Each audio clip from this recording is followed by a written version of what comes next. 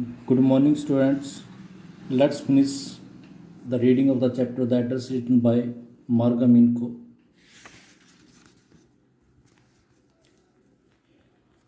I had remembered it. तो उसकी mother ने जो वो एड्रेस उसको दिया था, नरेटर कहती है कि मैंने उसको रिमेंबर रखा. But I had waited a long time to go there. लेकिन मैंने वहाँ जाने के लिए काफ़ी समय तक इंतज़ार किया.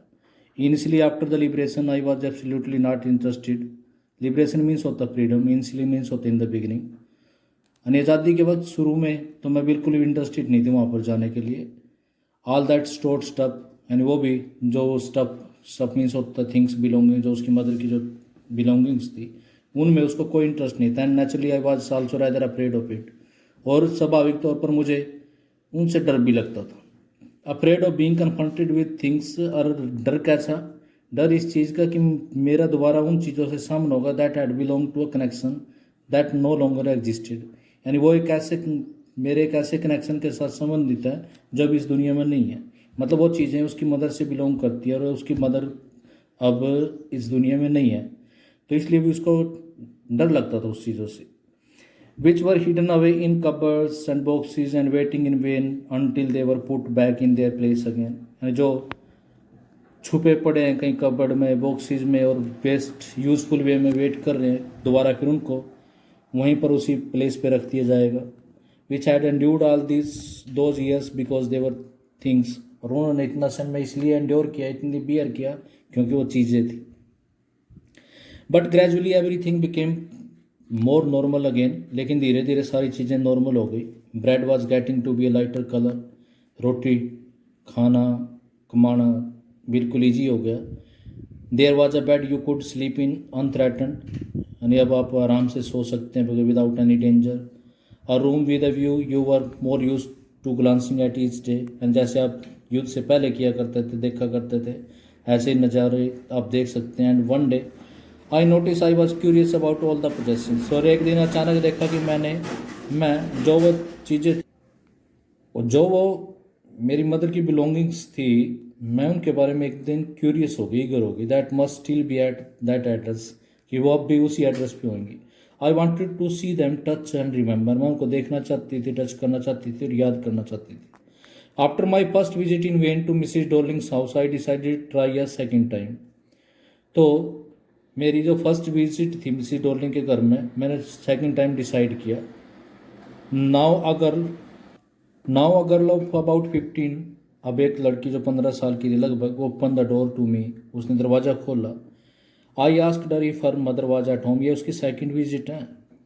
मैंने पूछा क्या उसकी मदर घर पे है. No she said my mother is doing an errand. नहीं, उसने कहा कि मेरी मदर किसी काम से गई है, कोई मैसेज वगैरह डिलीवर करने के लिए. इरैंड मीन्स होता वर्क, मैसेज मैसेंजर का वर्क करना. नो मैटर, कोई बात नहीं. I said I will wait for her. मैं उसका इंतज़ार कर लूँगी. I followed the girl along the passage. यानी उस रास्ते से मैंने लड़की का पीछा किया, उसके पीछे पीछे चल दिया. Old fashion iron Hanukkah. अब यहाँ से वो जैसे जैसे देखेगी वो सारी चीज़ें उसकी मदर से बिलोंग करती है. तो सबसे पहले उसने जो देखा old fashion iron Hanukkah candle holder देखा.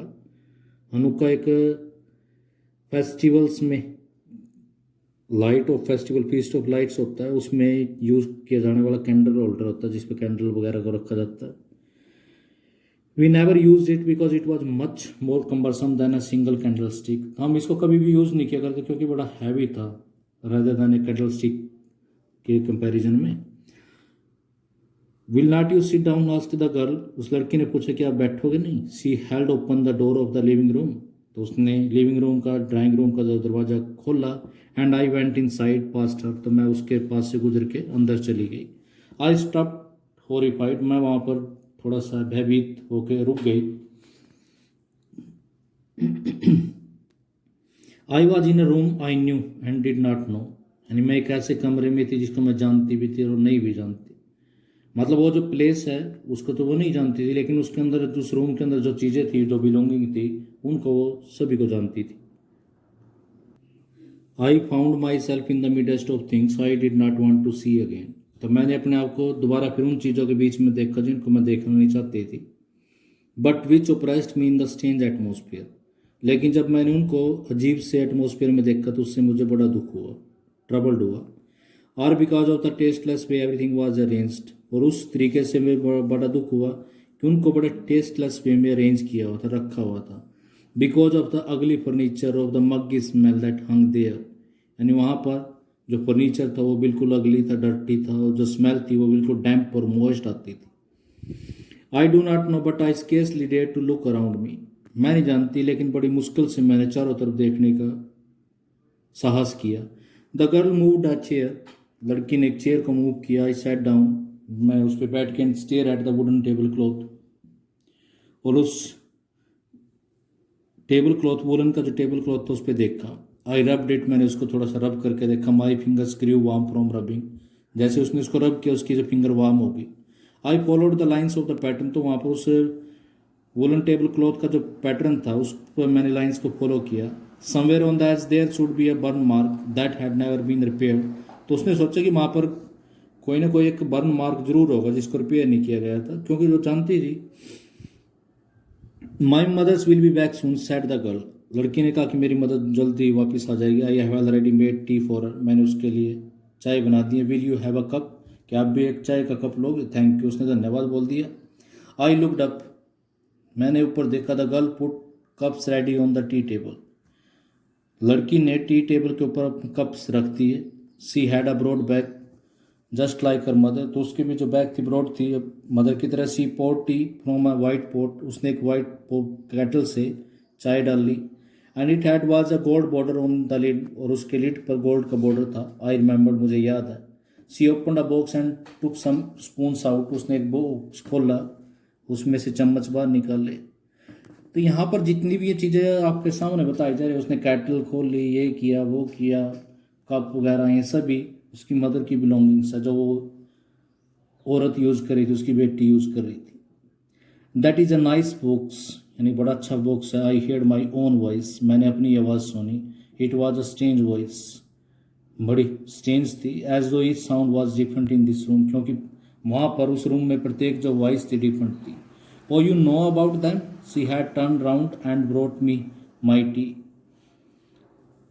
वो थोड़ा सा टर्न हुई और मेरे लिए चाय लेकर इसी लाख वो हंसी। My mother says it is antique, यानी मेरी मदर कहती है कि एंटीक हैं। वी हैव गोट लोड्स मोर, हमारे पास ऐसी काफ़ी सारे हैं। सी पॉइंटेड राउंड द रूम, उसने चारों तरफ रूम में इशारा किया। सी फॉर योर सेल्फ, अपने आप देख लो। I had no need to follow her and, तो मुझे तो ज़रूरत ही नहीं थी उसके हाथ को फॉलो करने, क्योंकि मैं तो एक्चुअली में देख ही रही थी। I knew which things she meant, एंड मैं जानती थी वो कौन सी चीज़ों के बारे में बात कर रही थी। I just looked at the still life over the tea table, तो मैंने वो जो टी टेबल थी उसके ऊपर जो शांत सी वो लाइफ थी उसको देखा।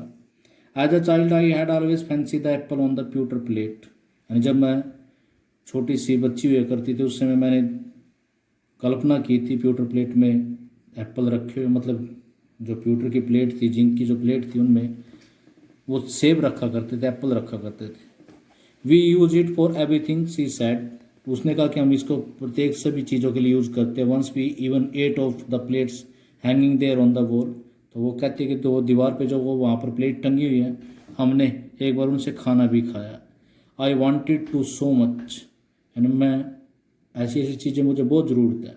But it was not anything special, लेकिन ये कोई स्पेशल बात नहीं थी। I had found the burn mark on the table cloth, तो जैसे ही वो उसको टेबल क्लॉथ को चेक कर रही थी तो उसको वो बर्न मार्क मिल गया। The girl looked questioningly at me, तो लड़की ने मेरी तरफ इंक्वायरिंगली देखा। Yes I said, you get so use to touching all these lovely things in the house, हाँ मैंने कहा कि तुम इन सभी चीज़ों को यहाँ पर छूने के बिल्कुल आदी हो गई होगी। You hardly look at them any more, तुम अब इनकी तरफ तुम्हारा ध्यान भी नहीं जाता होगा। You only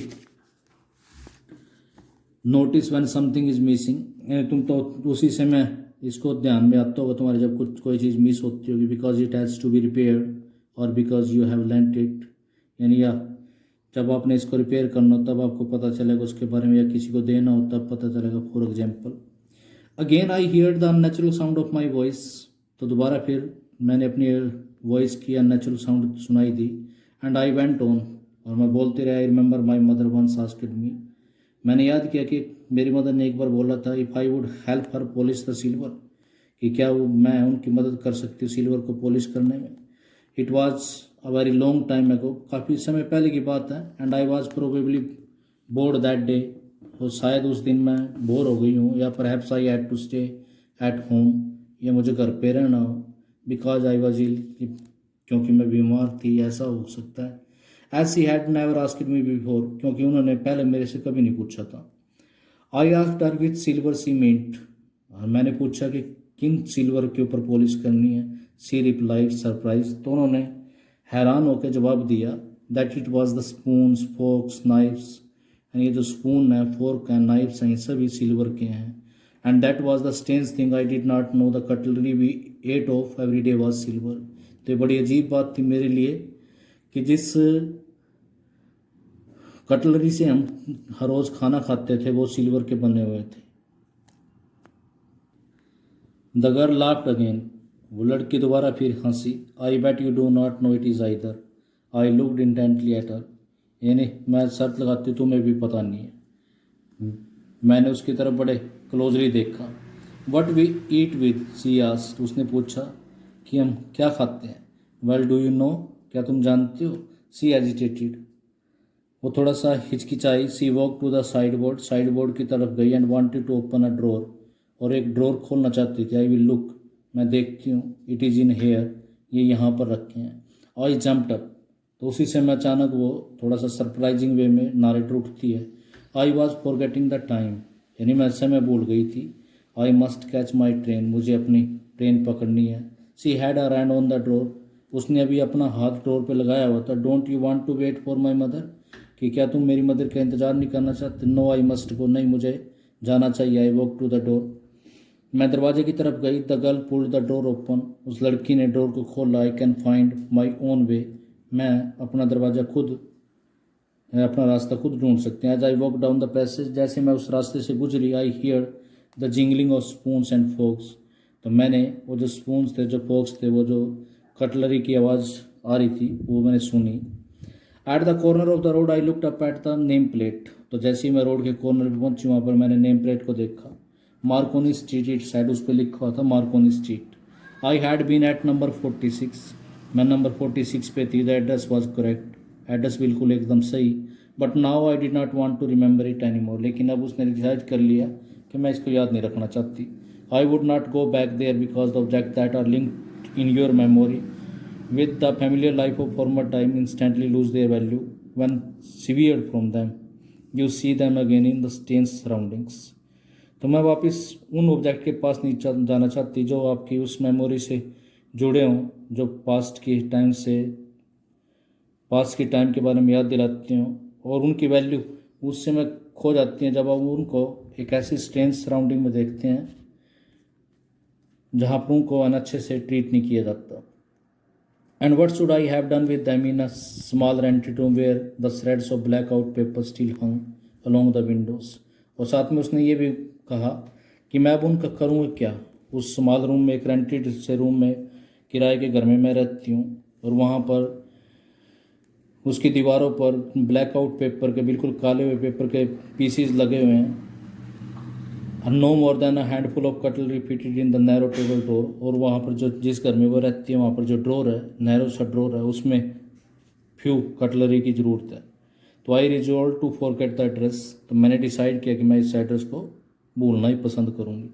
of all the things I had to forget that would be the easiest, यानी सभी चीज़ों में से जिस चीज़ को मैं भूल सकती हूँ, यही मतलब इनके बारे में मेरे लिए भूलना ही आसान रहेगा। That is all for today, student. Thank you.